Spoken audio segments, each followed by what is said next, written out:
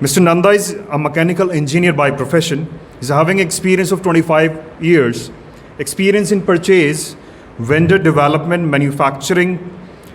Currently, he is working as a general manager procurement and supplier management at Havells India since 2007. In one of the largest in India's fastest growing electrical and power distribution equipment manufacturers. Mr. Naveen Nanda is also a great motivational speaker. He always incorporates real life situations in his speech for inspiring and motivating people. अब और ज़्यादा वक्त ना लेते हुए मैं invite करना चाहूँगा मिस्टर नवीन नंदा जी को तालियों के साथ। आइए sir. Thank you very much. तो डॉक्टर धर्मवीर सिंह ने मुझे कुछ काम भी दे दिए हैं अपनी स्पीच में। आपने कहा कि मेहनत क्यों करनी चाहिए ये आप बताएंगे और कैसे करनी चाहिए ये काम आपने हमें दे दिया। तो मैं कोशिश करूँगा आप सबको ये बताने की मेहनत कैसे करनी चाहिए। तो हम सभी लाइफ में सक्सेसफुल तो होना चाहते हैं। Yes, can you raise your hand on this? Very good. आप सभी लाइफ में सक्सेसफुल होना चाहते हैं, तो आप सही जगह पर हैं। तो सक्सेस का आज एक जीपीएस बताता हूँ आपको। There is a difference between growth, progress and success. GPS आपकी डेफिनेशन या आपके मायने में सक्सेस क्या है आप बता सकते हैं? कोई बताएगा मुझे कि आपके शब्दों में या आपके लिए सक्सेस का क्या मायने है? आप सभी सक्सेसफुल होना चाहते हैं तो कुछ ना कुछ ख्वाब तो देखे होंगे, कुछ ना कुछ तो एम बनाया होगा, कुछ ना कुछ तो फाइनल डेस्टिनेशन बनाया होगा अपने लिए। यस, आप बताएं।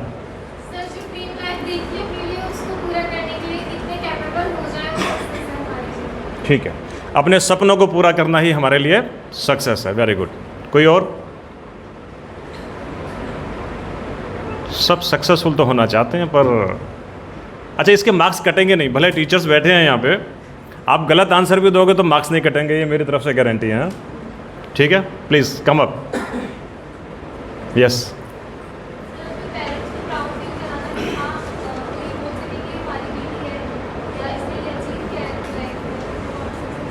बहुत अच्छा। पेरेंट्स को प्राउड प्रूव कराना, फील कराना, ये इनके लिए सक्सेस की डेफिनेशन है। और सही मायनों में इस दुनिया में दो ही शख्सियत ऐसी हैं जो आपको आगे बढ़ता हुआ देखकर खुश होती हैं।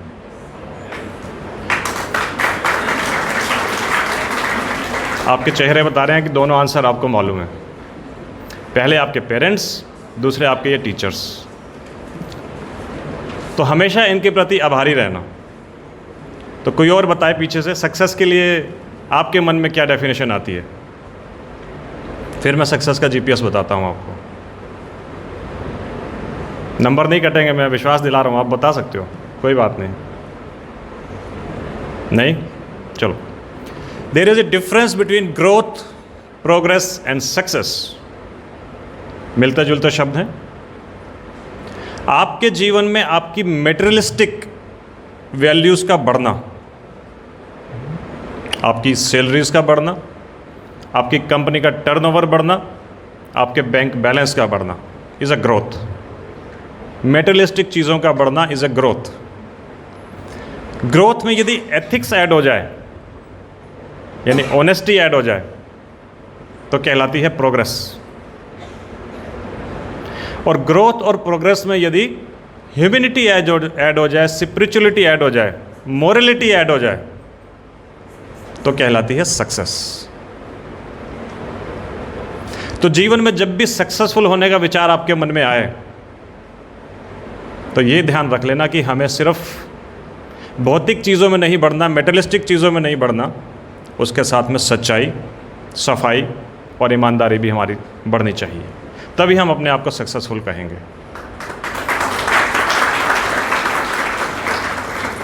जीपीएस आप सभी यूज़ करते हैं, तो सक्सेस का भी ये जीपीएस है। Growth is materialistic, growth plus ethics is progress, growth plus ethics plus humanity, morality and spirituality is progress.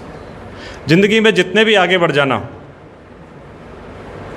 लेकिन अपने माता पिता और अपने गुरुओं के प्रति अपना आभार व्यक्त करने के लिए कभी भी मौका मिले तो पीछे मत हटना,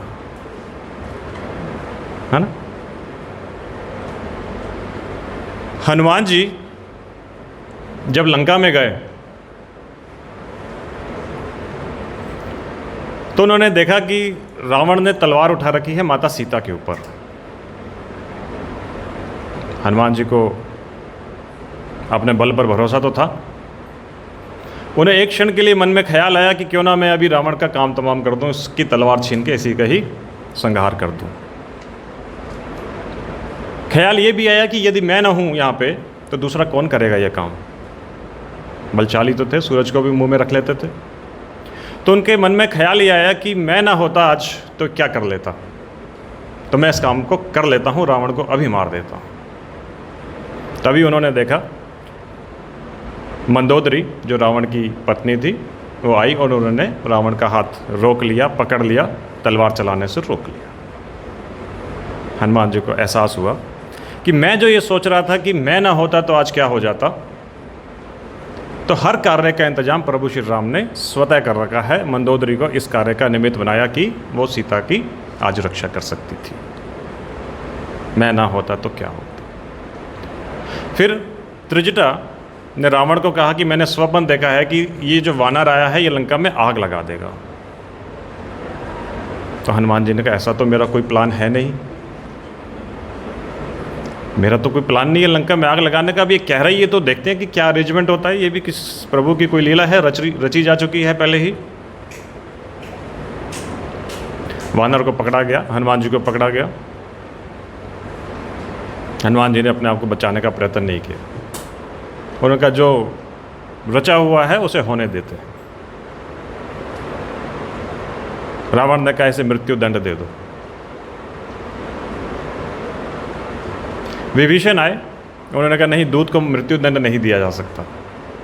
फिर हनुमान जी को ख्याल आया कि ये सब कुछ ऑलरेडी रचा हुआ है। प्रभु ने विभीषण को एक माध्यम बना के भेजा है कि ये बचाने के लिए कि हनुमान जी को मृत्युदंड नहीं दिया जाना चाहिए। फिर रावण ने आदेश दिया यदि मृत्युदंड नहीं दे सकते तो इसकी पूंछ में कपड़ा बांधकर आग लगा दो। अब हनुमान जी सोच रहे हैं कि देखो जो त्रिजटा को सपना आया वो कैसे साकार हो रहा है। पूंछ में आग लगाई गई और लंका जल गई। तो मैं ना होता तो क्या होता, ये अहम और वहम अपने मन में कभी आने मत देना। ये स्टोरी सुनाने का मेरा पर्पस ये था, ये अहम और वहम अपने मन में आने मत देना। अपने अंदर का शिष्य हमेशा जागृत रखना यदि आप सफल होना चाहते हो तो। जो भी सक्सेस के मायने आपके मन में हैं, यदि आप उसे पाना चाहते हो, जो भी ख्वाब आपने देखे हैं उन्हें पूरा करना चाहते हो, तो अपने अंदर का शिष्य हमेशा जागृत रखना। और जब भी आपको कभी ये लगता है कि मैं गुरु से ऊपर हो गया हूँ, तो अपने आप को उसी समय करेक्ट कर लेना और गुरु के चरणों में आशीर्वाद लेने जरूर आ जाना। लक्ष्मण जी को भी ये अहम होता था कि मुझे तो सब कुछ आता है। आप MBA के स्टूडेंट्स हैं, MBA का फुल फॉर्म क्या होता है? कॉर्पोरेट वर्ल्ड में MBA का एक और मतलब भी होता है, मुझे भी आता है, MBA, राइट। तो हमें ये अहम हो जाता है, ये वहम हो जाता है कि मुझे सब कुछ आता है। और ऐसा अहम वहम लक्ष्मण जी को भी था। जब रावण अपनी अंतिम सांसें गिन रहा था तो राम जी ने कहा कि जाइए रावण के पास कुछ शिक्षा लेकर आइए, कुछ ज्ञान लेकर आइए। तो लक्ष्मण ने कहा ज्ञान तो गुरुओं से लिया जाता है, ये अधर्मी, ये असुर, इससे मैं क्या ज्ञान लूँगा। ऐसे कुछ एरोगेंसी में बोलते थे ना लक्ष्मण जी। तो राम जी ने कहा नहीं कोई बात नहीं, आप जाओ, विद्वान है, इससे ज्ञान लेकर आओ। लक्ष्मण जी गए। रावण ने उनको देख के मुंह परे फैला लिया। लक्ष्मण को देखकर मुंह परे फेर लिया। लक्ष्मण को बहुत गुस्सा आया, वापस आ गया, भैया वो तो मुझे देखकर मुंह फिरा लेता है, मुझे कुछ ज्ञान नहीं दे रहा है। ध्यान से सुनिएगा। राम जी ने पूछा आप जाकर खड़े कहाँ हुए थे? लक्ष्मण कहते हैं मैं उनके सिसाने, मतलब उनके सिर के पास खड़ा हो गया था। जो बात अब कहना चाह रहा हूँ उसे ध्यान से अपने साथ लेकर जाना। प्रभु राम उसको समझाते हैं कि गुरु के पास ज्ञान लेने के लिए कभी उसके सिराने नहीं खड़ा हुआ जाता है, उसके चरणों में खड़ा हुआ जाता है। तो वही बात मैं समझाना चाह रहा हूँ। यदि आपको कभी ये अहम और वहम हो जाए कि मुझे सब कुछ आता है, MBA हूँ मैं, तो गुरु के चरणों में आकर जरूर आशीर्वाद ले लेना। जो भी आपके ये टीचर्स हैं, स्कूल टाइम में भी जो भी आपके टीचर्स रहे थे, उनके प्रति आपका मान सम्मान हमेशा पूरा रहना चाहिए। तो लक्ष्मण जी जब अगली बार गए रावण के चरणों में खड़े हुए और कहा कि मुझे कुछ ज्ञान दीजिए, तो रावण ने उनको 3 शिक्षाएं दी। पहला कहा शुभस्त शीघ्रम,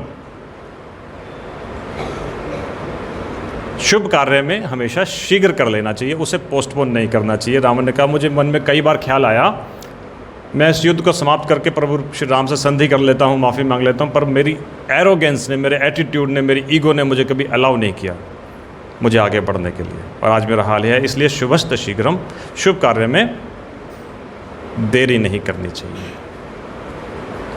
दूसरा लेसन रावण ने दिया कि कभी भी किसी को कमज़ोर नहीं समझना चाहिए। रावण ने अमरत्व का वरदान प्राप्त किया हुआ था।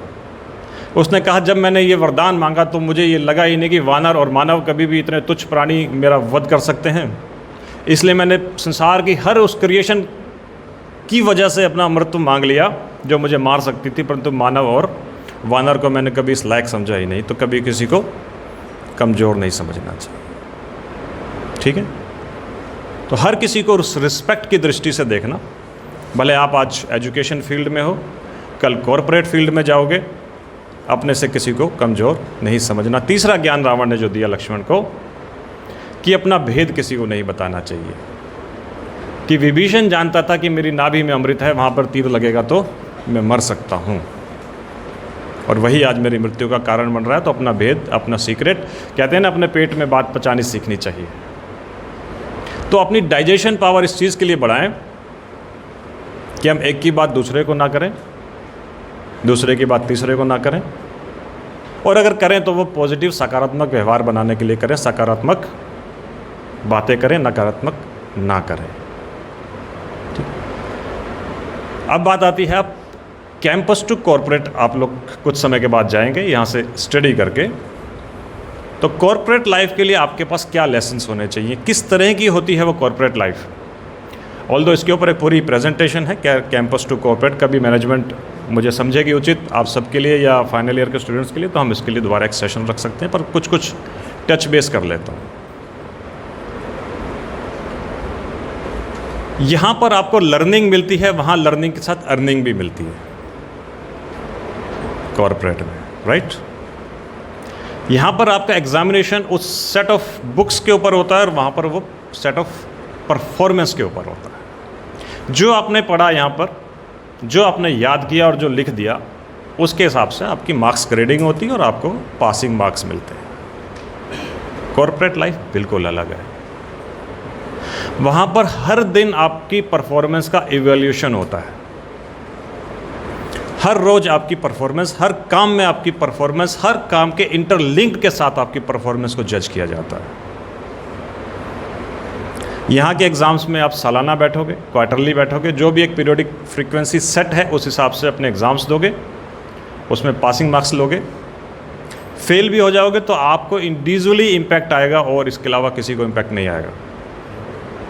कॉरपोरेट लाइफ में यदि आप फेल होते हो, आपकी परफॉर्मेंस वीक होती है, तो आप एक चेन के साथ जुड़े हुए हो जिसकी वजह से हर किसी की एफिशिएंसी को इफेक्ट आता है, राइट। तो कॉरपोरेट वर्ल्ड काम कैसे करता है? हम इस समय 3 जनरेशन के बीच में से गुजर रहे हैं। एक जनरेशन जो हमारे पेरेंट्स यानी आपके ग्रैंड पेरेंट्स की उम्र के, एक जनरेशन जो आपके टीचर्स लोग भी या हम लोग बैठे हैं, और एक जनरेशन आप हैं। हमारे ग्रैंड पेरेंट्स ने काम किया मैकेनिकल इरा में, जब वो अपनी रोज़ी रोटी के लिए काम किया करते थे, अपनी ब्रेड एंड बटर के लिए काम करते थे। उनकी जॉब, उनका बिजनेस मात्र ब्रेड एंड बटर तक सीमित था कि दाल रोटी मिल जाए, इतनी इच्छा होती थी पुराने ज़माने के लोगों की, उतना मिलता था तो संतोष होता था। ये फर्स्ट जनरेशन।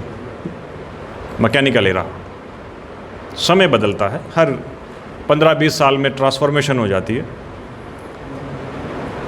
हमारी एज आई, हम लोग इंफॉर्मेशन युग में काम करते हैं।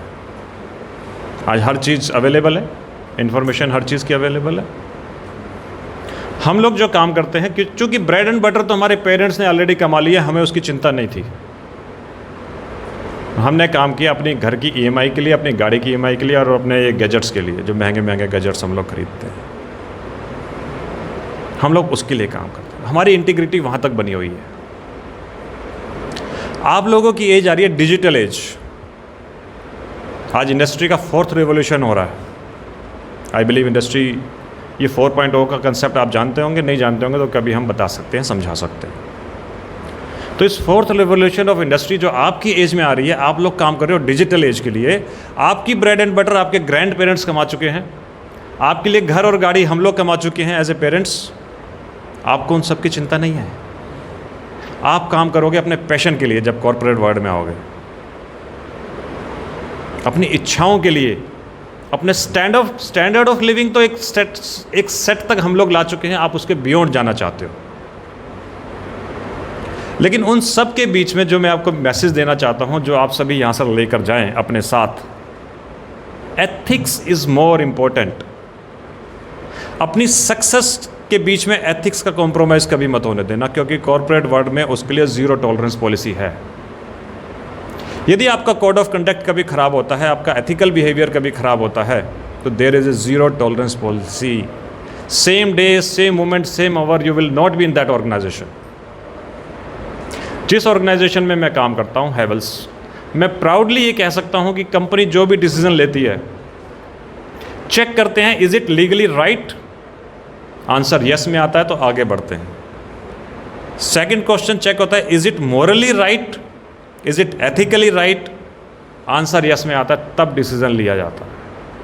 और आप इतिहास उठाकर देख लो कॉर्पोरेट वर्ल्ड का, जितनी भी इंडस्ट्री आज सक्सेसफुल हैं, अगर वो एथिक्स सही कर रही हैं तो ही आज वो सस्टेन कर रही हैं, रिटेन कर रही हैं। अदरवाइज वैनिश हो चुके हैं बहुत बड़े बड़े कॉर्पोरेट वर्ल्ड। जिन्होंने अपने आप को एथिकली संभाल कर नहीं रखा, उनका साम्राज्य समाप्त हो गया। चाहे वो कॉर्पोरेट वर्ल्ड रहा हो, चाहे वो राजघराना वर्ल्ड रहा हो, आप इतिहास उठाकर देख लीजिए। तो एथिक्स आर मोर इम्पोर्टेंट।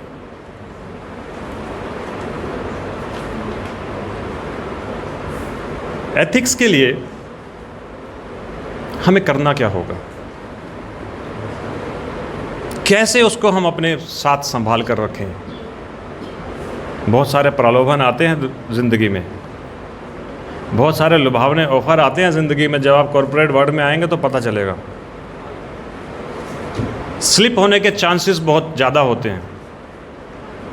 लेकिन आपकी इंटीग्रिटी आपके साथ जुड़ी रहती है तो आप अपने मोरल वैल्यूज़ के ऊपर टिके रहते हैं। यदि आपके सामने कोई रोल मॉडल बना रहता है तो आप अपनी इंटीग्रिटी पे टिके रहते हो। इसलिए रोल मॉडल रखना ज़रूरी है। आप लोग चेक करें अपने मोबाइल में जाकर, हिस्ट्री मोबाइल दिखाता है ना कि कितना टाइम आपने कहाँ स्पेंड किया। आज जाकर जरूर चेक करना अपने पिछले एक हफ्ते का डाटा, अपने पिछले एक महीने का डाटा, कि आपने सोशल मीडिया के कौन से ऐप पर कितना समय व्यतीत किया और उससे आपको फ़ायदा क्या मिला। आपको रियलाइज़ हो जाएगा कि मुझे लाइफ में करना क्या चाहिए। वेब सीरीज़ देखते हो, मूवीज़ देखते हो, कुछ और इस तरह के वीडियोज़ देखते हो, कंटेंट देखते हो, जिसका आपकी लाइफ में आपको कोई फ़ायदा यदि नहीं मिल रहा, तो आज मेरी बात अपने साथ लेकर जाएं, अपना लाइफस्टाइल चेंज कर लें। यह है मेहनत करने का तरीका। 8 घंटे काम करते हो, 10 करते हो, 12 करते हो, जिसकी जितनी यथाशक्ति है उतना काम करें, लेकिन इफ़ेक्टिव यूटिलाइजेशन आपके टाइम का कहाँ हो रहा है, प्लीज़ चेक दैट।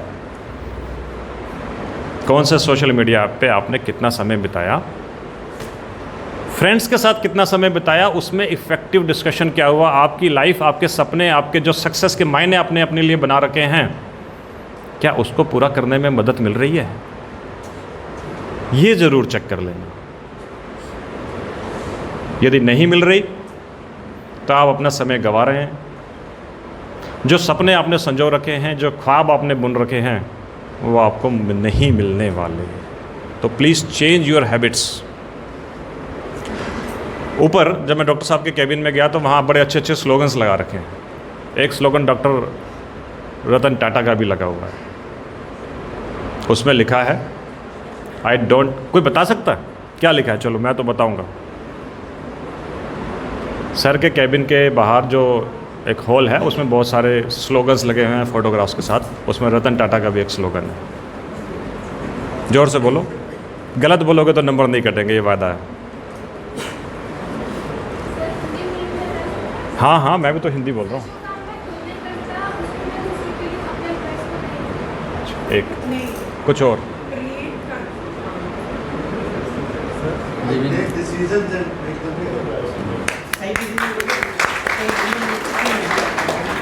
मैं स्लोगन का मीनिंग समझाता हूँ, उससे पहले मैं आपका आंसर देता हूँ। आपने शायद मेरे से ये पूछा कि हिंदी में बता सकते हैं, ऐसा पूछा? ओके। हिंदी या इंग्लिश बोलना हमारे स्टैंडर्ड या हमारी सक्सेस का मायना नहीं है, ये मैं आप सबको क्लियर कर दूँ। इंग्लिश एक भाषा है मात्र। साल 1899 जगह Los Angeles, America. Swami Vivekananda America गए हुए थे। उनसे एक अंग्रेज ने पूछा, how do you do Swami ji? आपके क्वेश्चन का आंसर दे रहा हूँ सभी की क्लैरिफिकेशन के लिए, क्योंकि हम इस अवधारणा में अंग्रेजों ने, मैकाले की इस शिक्षा पद्धति ने हमें ऐसा बना दिया कि हम इंग्लिश को समझते हैं कि यही नहीं बोल पाते तो हम सक्सेस नहीं हो सकते। भाषा पे आपकी पकड़ होनी चाहिए, और जब हम मातृभाषा में बात करते हैं ना तो हम आपके दिल तक पहुंचते हैं, और जब हम इंग्लिश में बात कर रहे होते हैं तो आपके सिर्फ दिमाग तक पहुंचते हैं।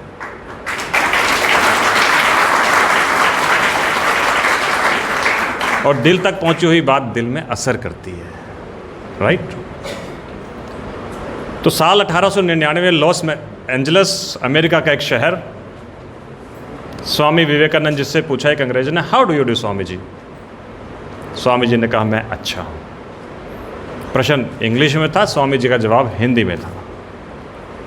अंग्रेज ने सोचा शायद स्वामी जी को अंग्रेजी नहीं आती, तो उसने अपनी टूटी फूटी अंग्रेजी में अगला क्वेश्चन पूछा, आपको अमेरिका कैसा लगा? इस बार स्वामी जी ने कहा, your country is beautiful, I like it.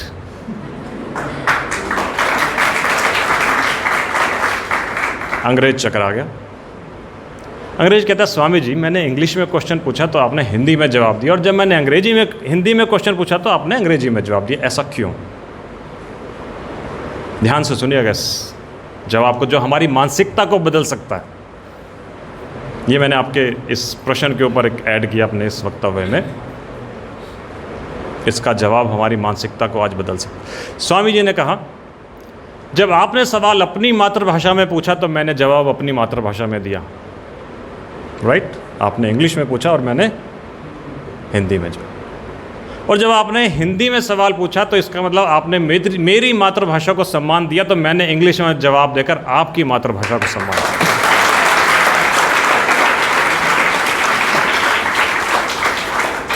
तो अंग्रेजी आना या ना आना ये सक्सेस की डेफिनेशन नहीं है, ये पढ़े लिखे होने का कोई मापदंड नहीं है। मैं यहाँ इंग्लिश में भी बोल सकता था, I can speak in English, I know, हाँ, पर जब तक मैं आपकी मातृभाषा में नहीं बोलूँगा आपके दिलों तक नहीं पहुँचूँगा, और दिमाग से टकरा कर मेरे पास वापस आ जाए संदेश, तो मेरा यहाँ आना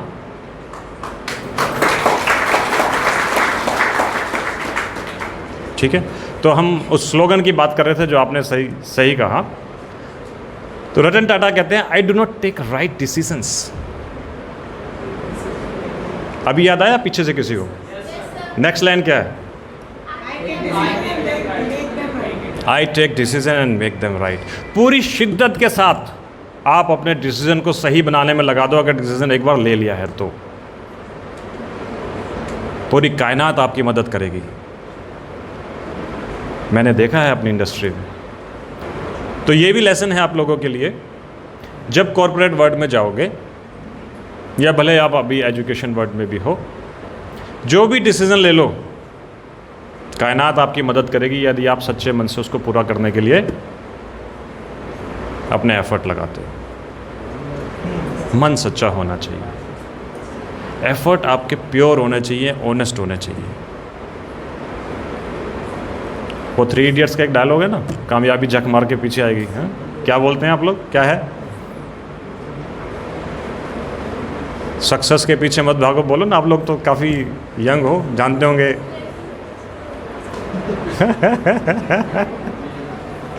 ओके, मतलब मेहनत करें, कामयाबी झक मार के पीछे आएगी, ऐसा कुछ उसका इंटेंट है। तो मेरा आप सभी बच्चों से यही अनुरोध है, जीवन में अपने प्रिंसिपल्स को, अपनी एथिक्स को, अपनी मोरालिटी को कभी भी डेविएट मत होने देना। ज़िंदगी में कितना भी बड़ा स्ट्रगल आ जाए, आंसर देने के 2 तरीके होते हैं। टाटा ने पहली बार हिंदुस्तान में हिंदुस्तानी कार बनाई थी, उससे पहले हिंदुस्तानी कार सब मल्टीनेशनल्स थी। This was the first Indian car, Tata indica. Car अच्छी नहीं चली, बहुत सारी प्रॉब्लम आई, कंपनी को कार बिजनेस बेचने का सुझाव दिया गया। रतन टाटा ने माइंड भी बना लिया, 1998, राइट? उन्होंने माइंड भी बना लिया। इस एग्जाम्पल के साथ मैं अपनी स्पीच को बंद करूंगा, पर ध्यान से सुन लेना इस एग्जाम्पल को कि आंसर कैसे दिया जाता है। Your action speaks. Ratan Tata ने अपनी कार बिजनेस को बेचने का माइंड बना लिया। कस्टमर था फोर्ड। बिल फोर्ड के साथ उनकी 1:1 मीटिंग हुई, नेगोशिएशन हो रही थी। बिल फोर्ड ने नेगोशिएशन में रतन टाटा को डाउन करने के लिए, उनकी असेट वैल्यू को कम करने के लिए, ताकि मैं उसको सस्ते में खरीद लूँ, उनको डिमोरलाइज करना शुरू किया। कार बनानी नहीं आती थी तो इस धंधे में ही क्यों आए? क्या पड़ी थी तुम्हें कार बनाने की? है समथिंग उसको इस तरीके से डिमोरलाइज किया ताकि मैं उस नेगोशिएशन में उनको कम कीमत पे सौदा कर लूँ। 1999 में फोर्ड ने जगुआर को टेक ओवर किया और 2001 के आसपास में लैंड रोवर को एक्वायर कर लिया था फोर्ड ने। वो आता हूँ सब्जेक्ट के ऊपर। तो इस नेगोशिएशन में जब वो रतन टाटा को डिमोरलाइज कर रहे थे तो उन्हें बात रास नहीं आई, दिल पर लग गया। जब उन्होंने कहा ना कि कार बनानी नहीं आती थी तो इस धंधे में क्यों आए, तो रतन टाटा ने वो डील फाइनल नहीं करी, क्योंकि बात दिल पर लग गई थी। मैं आपके दिल तक पहुंचना चाहता हूं, ठीक है? वापिस आए, पूरी कॉर्पोरेट टीम को एकत्रित किया और बोला पूरी ताकत लगा दो इस कार को सक्सेसफुल बनाने में। हिंदुस्तान की यदि पहली कार बनी है तो इसको सक्सेसफुल होना चाहिए। मेहनत करी, री इंजीनियरिंग करी, नए मॉडल्स उतारे। उस समय डीजल वेरिएंट में टाटा की कारें आती थी, दूसरा कोई ऑप्शन नहीं था, तो कारें मार्केट में चलने लगी। वक्त कैसे बदलता है। 2008 के आसपास फिर एक मीटिंग हुई रतन टाटा और बिल फोर्ड के बीच में। इस बार वो मीटिंग किस लिए थी? आपके लिए तालियां बनती है। वो 2008 की मीटिंग थी। रतन टाटा JLR जैगुआर और लैंड रोवर का बिजनेस खरीदने के लिए वापस बिल फोर्ड के पास गए कि अब मैं तेरी कंपनी खरीदना चाहता हूं। यह है जवाब देने का तरीका, एक्शन स्पीक्स। जो बिल फोर्ड उस समय रतन टाटा पे एहसान लगा रहा था कि मैं तुम्हारी कंपनी खरीद लेता हूं, तुम्हें कार बनानी नहीं आती तो मैं तुम पे एहसान कर रहा हूं, इसी बिल फोर्ड के 2008 में शब्द थे कि रतन टाटा जी आप हम पर एहसान कर रहे हैं हमारा ये बिजनेस खरीद कर।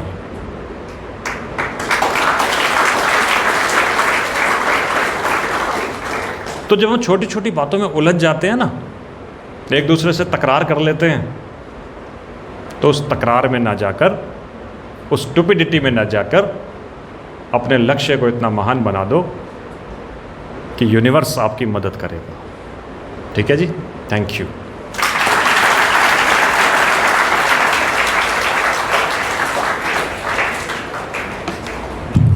Well, thank you so much, Mr. Nanda. Such thought-provoking speech and those amazing words. I'm mesmerized. I must say that. Two things I learned, just learned from Mr. Nanda. One, learning it is very important to know each and every single individual sitting in this Audi. Learning is an ongoing process. Learning is a continuous process. I would like to share a short story. One fine day, sir, I asked a student in my class, in my lecture, "Beta, where are you sitting right now?" So he replied, "Sir, Greater Noida." मैंने कहा बेटा और? बोले sir GNIOT। तो मैंने कहा बेटा और? तो बोले सर और क्या जानना चाहते हो आप? तो मैंने कहा बेटा बॉटम लाइन क्या है? बोला सर नॉलेज पार्क में बैठा हूँ। मैंने कहा that's the answer what I am looking for. My question here is, आप नॉलेज पार्क में बैठे हैं बट क्या नॉलेज आ रही है? That is the most important question and that has to be answered. Please clap. Nanda sir,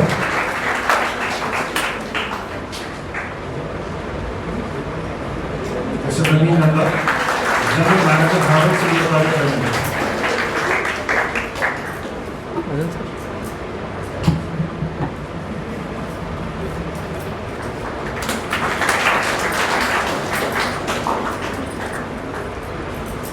Thank you, ma'am.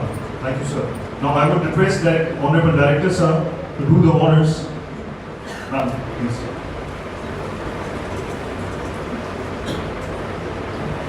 Shiv Bharadwaj, sir, corporate trainer, author, public speaker.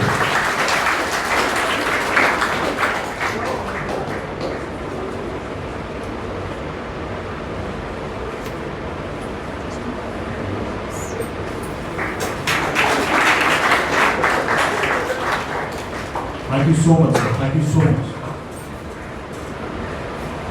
All right. On behalf of the entire GNIOT family, it is my great pleasure to welcome you all to GNIOT MBA Institute. I am delighted to see you all. A special welcome to all the students of first year on campus for the very first time.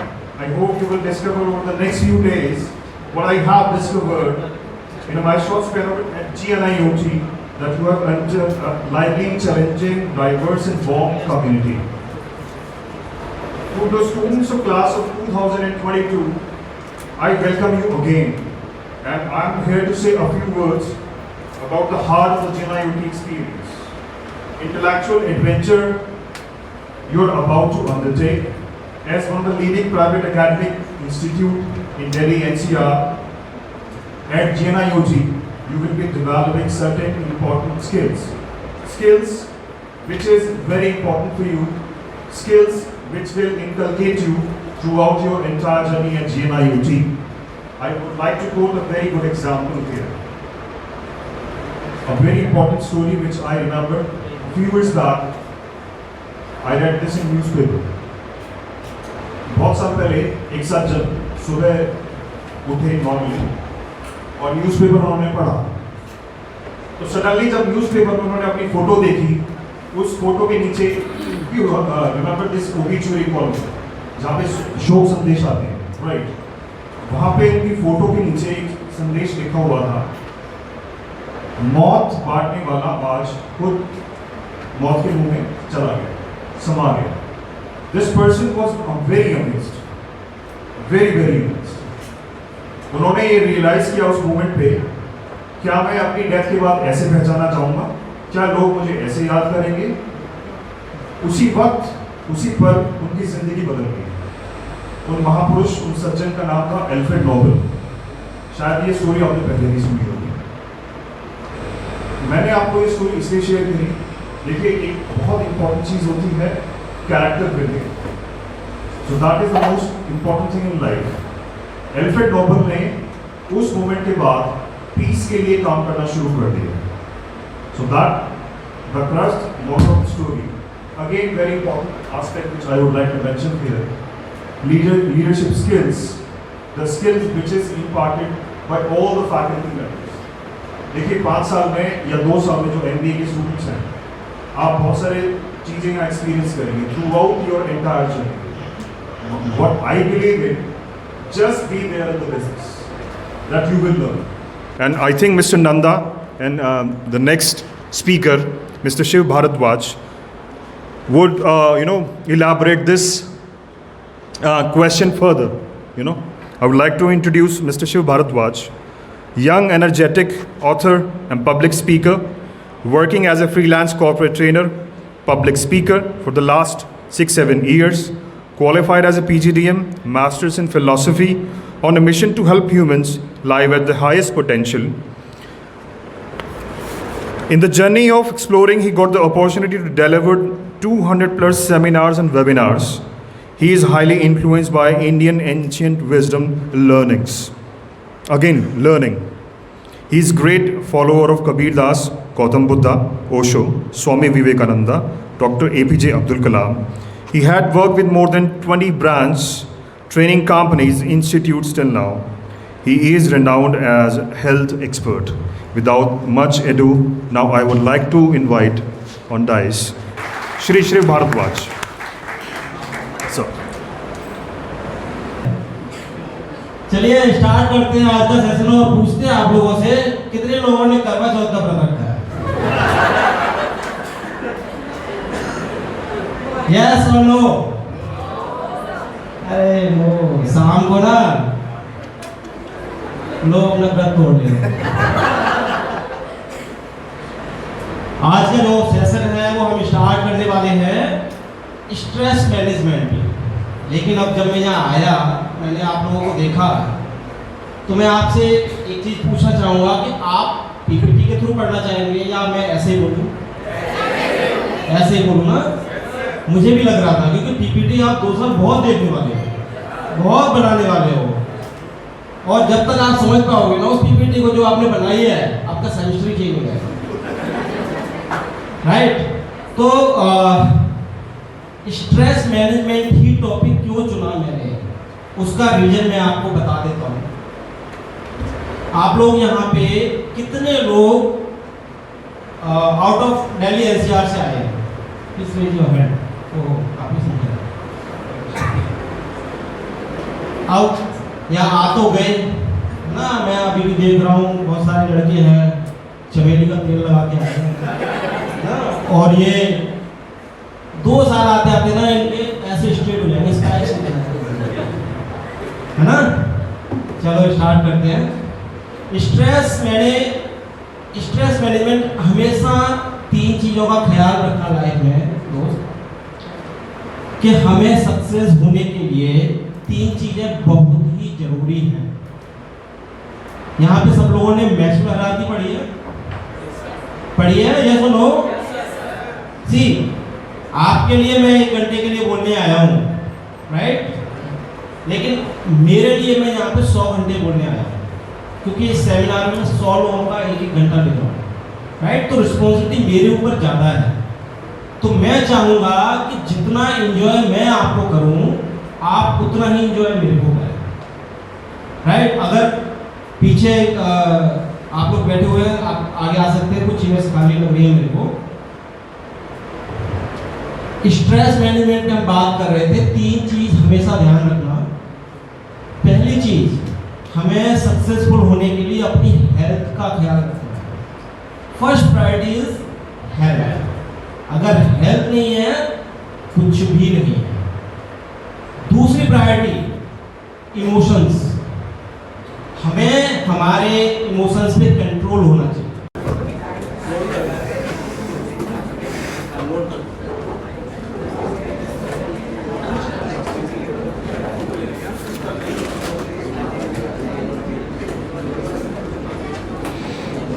आपके पास एक हाथ में balloon कर दो, एक हाथ में pen.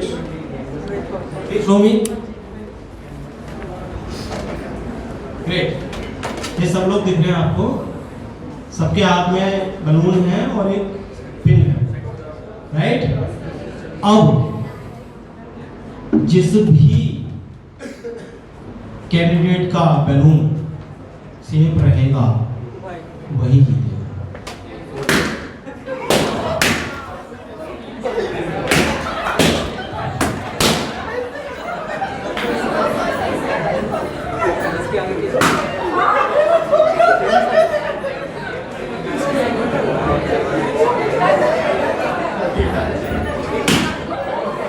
बहुत अच्छे, एक बार तालियां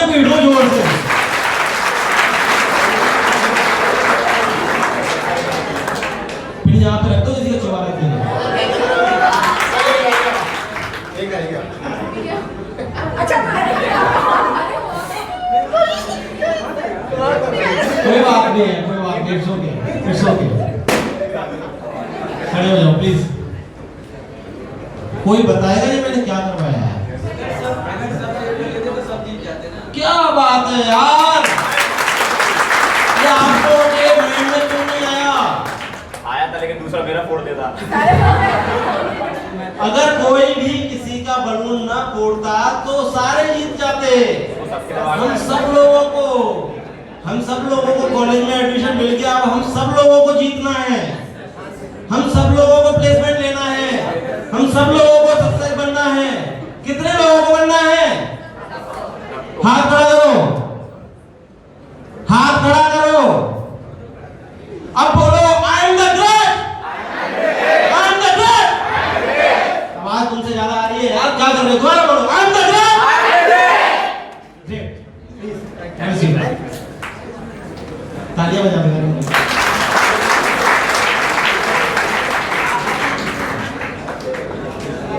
हमने कुछ नहीं सोचा, हमने बस रेस लगाना स्टार्ट कर दिया।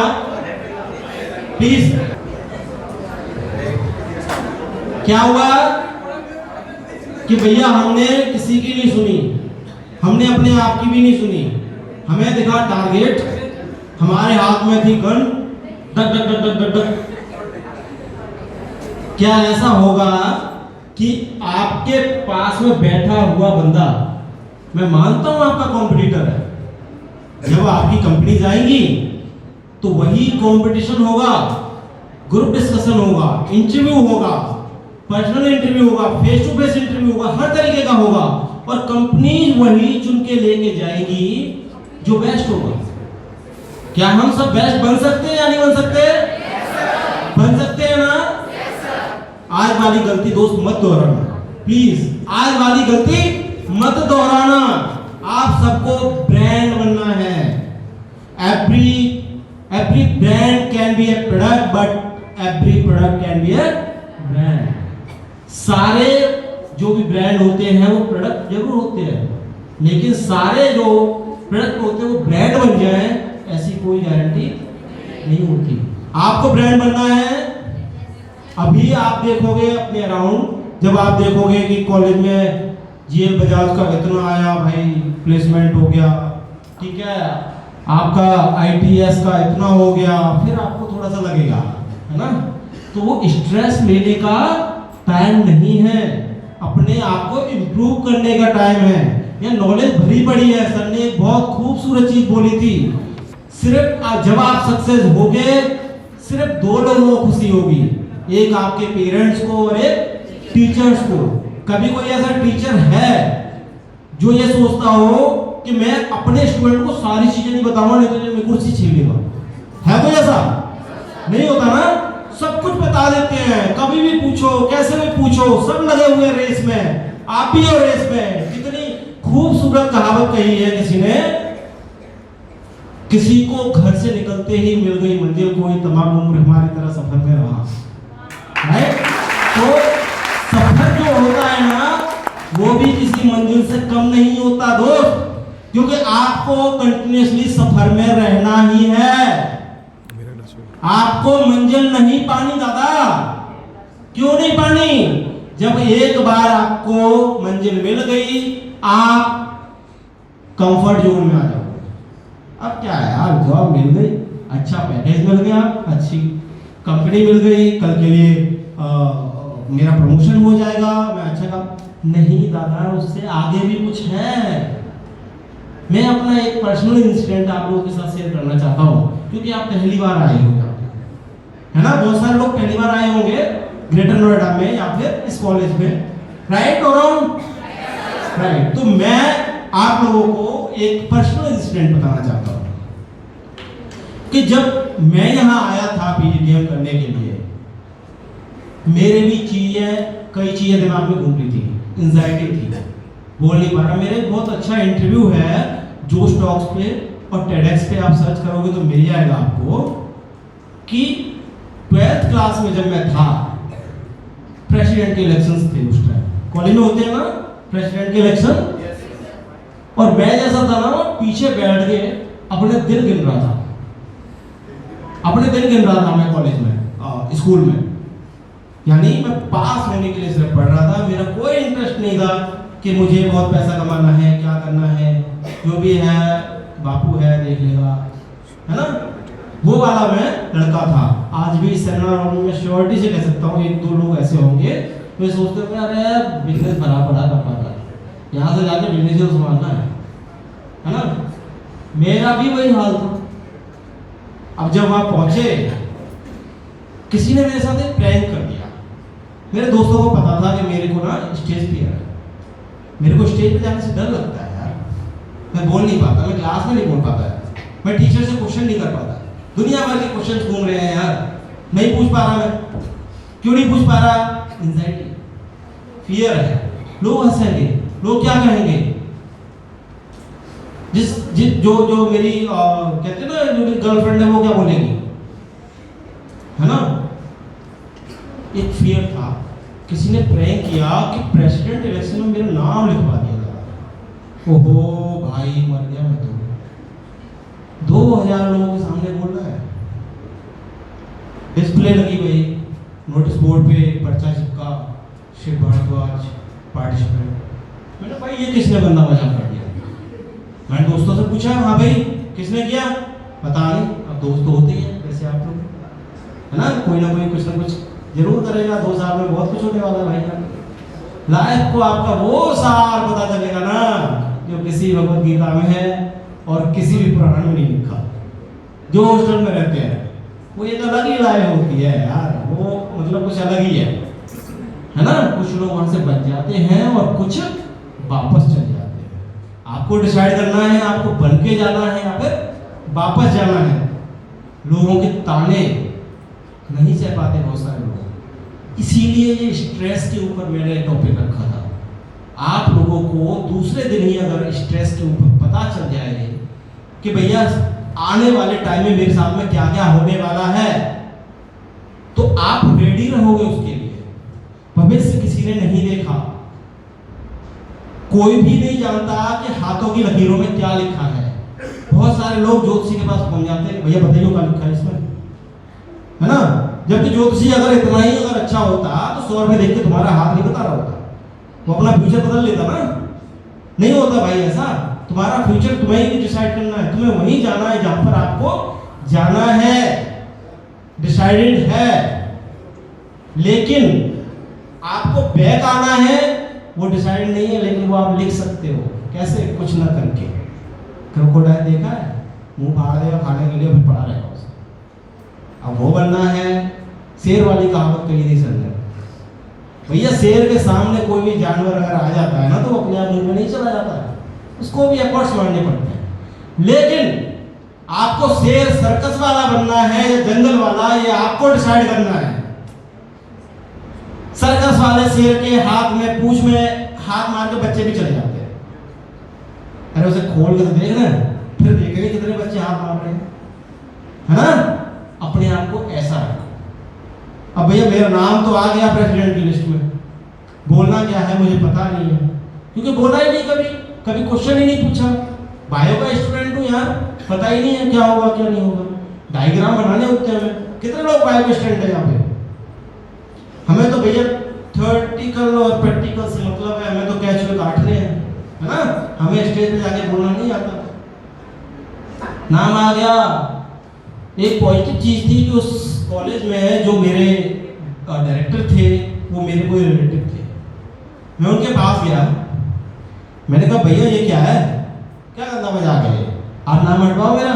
कह रहे अब तो नाम लिख गया भाई नोटिस बोर्ड पे आ गया, आप कुछ नहीं कर सकते, अब तो तुम्हें बोलना पड़ेगा। इधर से उन्होंने पापा को फोन कर दिया, अरे शिव ने तो नाम दे दिया यार अपना। पापा खुश हो गए, यार जो बच्चा बोल नहीं पाता आज तो मतलब कमाल ही है यार। कुछ और ही होना था भाई। मैंने बोला सर करना क्या है इसमें ये तो बता दो भाई। कि भाई कुछ नहीं करना, तेरे को 5 मिनट वहां जाके बोलना है, राइट। तेरे को 5 मिनट जाके वहां बोलना है, जो तेरे पे आता है सब्जेक्ट से रिलेटेड, समाज से रिलेटेड, तेरा पर्सनल इंसिडेंट, कोई भी स्टोरी, कोई भी पोएम, कुछ भी बोलना है तो 5 मिनट वहां बिता। 5 मिनट बोल लोगों को और उन्हें बोल के वो तेरे को वोट करें। ठीक है, और थोड़े 1 मिनट में यही बता दियो क्यों वोट करें। मैंने ठीक है, सिंपल सिंपल है ना, यहाँ तक सिंपल है ना। संदीप महेश्वर ये सब वीडियो देखते हो, आसान है आसान। मैं बोलते बुर्ज खलीफा से पूछ जा, कोई ना पूछना है, लेकिन टॉम क्रूज वाली अगर ड्रेस पहना दो सब पूछ जाएंगे। अब हम पहुंच गए भैया अपने स्टडी रूम में शाम को, हमने उठाई बुक, हमने कहा यार इसमें से तो कबीरदास सूरदास के जीवन पर से याद कर लो। वही दास साहब ने, हमने कबीरदास सूरदास तुलसीदास तीनों को याद कर दिया पूरी रात बैठ के। अगले दिन इलेक्शन था, हम पहुंच गए, हमारा नाम बोला, हम तो बैठे हुए थे, हमें कुछ कहते भाई नाम बोल के जाके मेरा यार हमें यही पता था करना क्या है, जाके जो रात में याद किया था वो रट्टा मारा था, भूल गए सब। खिचड़ी पका दी भाई वहां जाके, है ना। सूरदास अंधे से तुलसीदास को अंधा बता दिया मैंने। सूरदास रड़कता में पैदा हुए थे, तुलसीदास को पैदा करवा दिया उन्होंने। मुझे खुद नहीं पता था मैं क्या बोल के आया हूँ। 2000 लोग सामने थे और मैं अपने मुंह में बोल रहा हूँ, पता नहीं क्या बोल रहा हूँ, किसी समझ नहीं आ रहा है। स्टेज से आया, भागा, वॉशरूम में घुस गया, दोस्तों ने पीछे से आए, दोस्तों होते ही कम होगा, अरे बहुत बढ़िया किया यार तूने। मैं तेरे समझ में आया क्या बोला मैं, खतरनाक। अरे तू तो स्टेज पे क्या, यही अचीवमेंट है हमारे लिए। वहां एक लड़की थी जैसे यहाँ पे है, इंग्लिश में बोल रही थी, यार क्या फटाटेदार इंग्लिश उसकी। हमने कहा ये जीतेगी भैया, इंग्लिश बोल रही है। दोस्त ने बोला भाई समझ में आ रही क्या बोल रही है, कि ना, कि जब तेरे समझ में ना आ रही किसी के क्या आएगी, छोड़। गए ना, बाद में रिजल्ट आया, हमारा नाम लगा प्रेसिडेंट शिव भारद्वाज। मैंने ये क्या हो गया दादा, ओहो ये तो कुछ गजब ही हो गया। आप सोचो उस इंसान को जिससे बोलना नहीं आ रहा, आज आपके सामने 7 साल का एक्सपीरियंस लेके खड़ा हुआ हूँ और 200 से ज्यादा सेमिनार कर चुका हूँ। जोश डॉक्टर कोई भी ऐसा प्लेटफॉर्म नहीं बचा जहाँ नहीं गया। क्यों? मुझे पता है कहाँ जाना है, मेरा वाई क्लियर है, मुझे क्यों करना है। मैंने बोला मैं 2 डोलो खा के आया क्योंकि मुझे अच्छा लगता है यार बात करने में। तुम्हें क्या अच्छा लगता है यार, तुम्हें दोस्त क्या अच्छा लगता है वो डिसाइड करना है तुम्हें। पापा ने भेज दिया, मम्मी ने भेज दिया, एमबीए करना है, दैट इज ओके, बट क्यों करना है वो आपको डिसाइड करना है, क्यों। आगे बढ़ते हैं। स्ट्रेस बोला था ना कि स्ट्रेस कई तरीके की होती है। क्या गजब का देना, देखो जी लक्ष्मी पड़ी हुई है। स्ट्रेस 27 रीजन में बता रहा हूं कि जो आपको स्ट्रेस देता है। कितने? 27 स्ट्रेस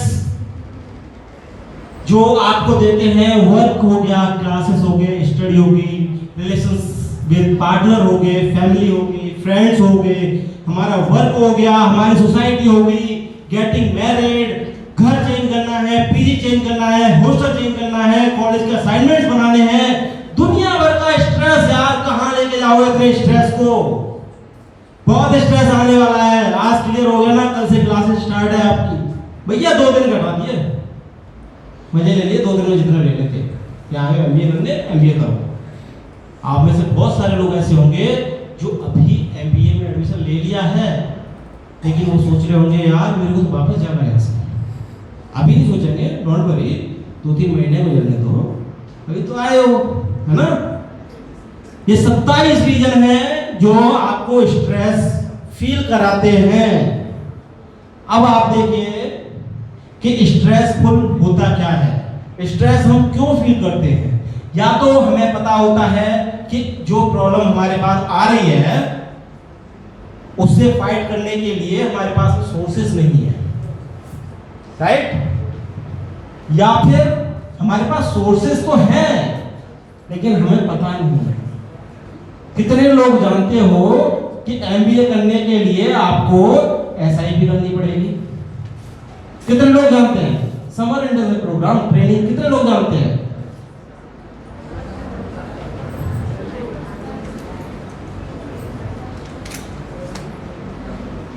बहुत कम रेशियो है। मैं बता रहा हूँ आपको, जितने लोग आप जब बैठे हो आप सबको ट्रेनिंग करनी पड़ेगी।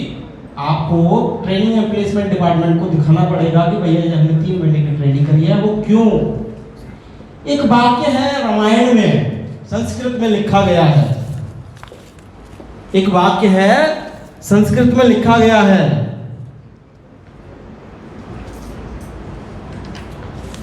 संस्कृत में लिखा गया है, गुरु ग्रह गए पढ़न रघुराई, अल्पकाल विद्या समुखाई। यानी जो राम थे वो गुरु ग्रह गए थे पढ़ाई करने के लिए। वो तो इतने बड़े व्यक्ति थे, कोई भी आ सकता था उनके पास में, है ना, लेकिन ऐसा नहीं हुआ, वो खुद गए। जब वो खुद वहां पे बाहर निकले तब वो भगवान राम कहलाए, नहीं तो वो वैसे राम ही थे। आप लोग यहाँ आ गए हो, आप लोगों को एक्सपीरियंस मिलेंगे, काफी अच्छा लगेगा आपको, राइट। तो अब आपको डिसाइड करना है, वाई क्लियर करनी है, राइट। सबसे पहले तो एमपी में आ तो गए हम, लेकिन हमें क्यों आए, यस और नो, यस और नो। एक बार फिर कहेंगे I am the great, I am the great. Thank you, धन्यवाद।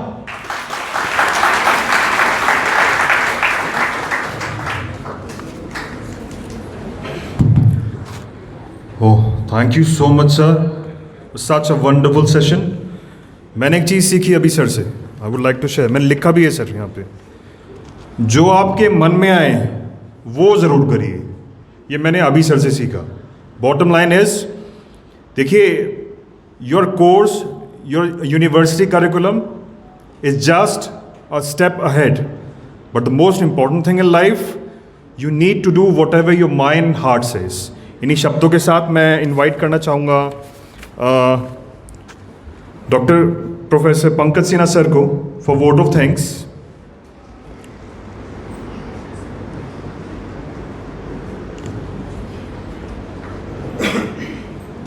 Doctor Pankaj Sinha sir. Thank you, Shivam sir. A very good afternoon to all of you. Now we have come to the end of the first technical session, and let me say a few things what our resource persons have said, very correctly said by Mr. Nanda. He has quoted so many examples from cultural books, epics, and which is very much needed to the young generation today, because most of us are now having their Android phones in their hands and they are involved in so many activities, but I am sure that they don't go for the cultural part of it. So thank you very much, sir, that you have spared your valuable time and you have taught our students, given an inspiration to them. Secondly, I would like to thank Mr. Shiv Bharadwaj, who was very interactive, who made the students very interactive and talked about the stress. Yes, stress is there, and he has given us so many ways, and I assure you, sir, that if at the end of this curriculum, when you will come, you will find that they are not stressed that much, because we as a teacher, this is our responsibility becomes that let us make them out of this, because management is a course where we prepare the professionals who know how to react with the environment. This is our area of working. So though they have their end semester exams, so many things, and yet, as you said, that yes, their parents have sent them with lots of expectations, and not only parents, even the students have come with lots of expectations. So we as a teacher, and I assure you on behalf of an entire team of faculty, that we take this responsibility, that we will make them a real successful professional, so that if you come after this curriculum, you will find there's a lot of change. Right now they are freshers, and yes, today they must be stressed कि हाँ पहले दिन ही हम लोग को बैठा दिया गया, बातें सुनी, but what ever you have said and mister Nanda has said, that was very inspirational. I am thankful to you, both of you, sir. I am also thankful to the entire team, especially the ladies, who in spite of their Karwa Chauth breath, they have taken the pain to come and sit over here, so that we, if at any point of time we miss something, they are there to help us out. Thank you very much. Our director is not here, but he also takes very much interest in this activity. Thank you, students. All the best. We'll have session after lunch also, so be there. And not only today, tomorrow also you have to be here, so that we can continue with the orientation. Thank you, students. Thank you so much, sir. All right, I would like to request each and every single individual in the hall, please stand up in respect of national anthem.